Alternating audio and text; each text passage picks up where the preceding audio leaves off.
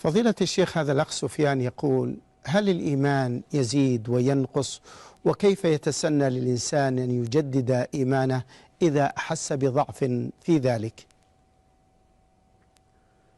بسم الله الرحمن الرحيم. الحمد لله رب العالمين، صلى الله وسلم على نبينا محمد وعلى آله وأصحابه أجمعين.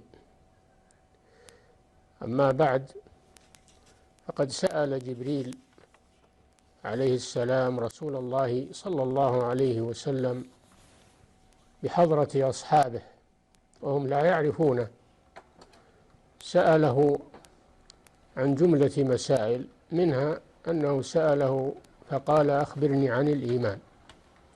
قال: الإيمان أن تؤمن بالله وملائكته وكتبه ورسله واليوم الآخر، وتؤمن بالقدر خيره وشره.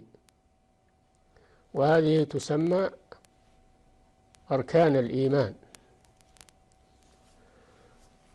والإيمان له شعب كثيرة. قال صلى الله عليه وسلم: الإيمان 70 شعبة، وفي رواية 60 شعبة، أعلاها قول لا إله إلا الله، وأدناها إماطة الأذى عن الطريق، والحياء شعبة من الإيمان. فالإيمان له شعب كثيرة تسمى شعب الإيمان، وهو له أعلى وله أدنى. أعلاها قول لا إله إلا الله، وأدناها إماطة الأذى عن الطريق. فدل على أن الإيمان يكون له أعلى بمعنى أنه يزيد ويرتفع ويقوى، وله أدنى بمعنى أنه يضعف وينقص.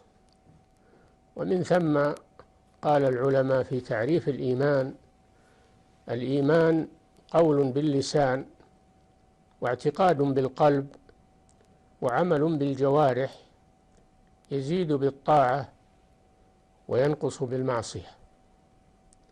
فأسباب زيادة الإيمان هي الطاعات، وأسباب نقصان الإيمان هي المعاصي.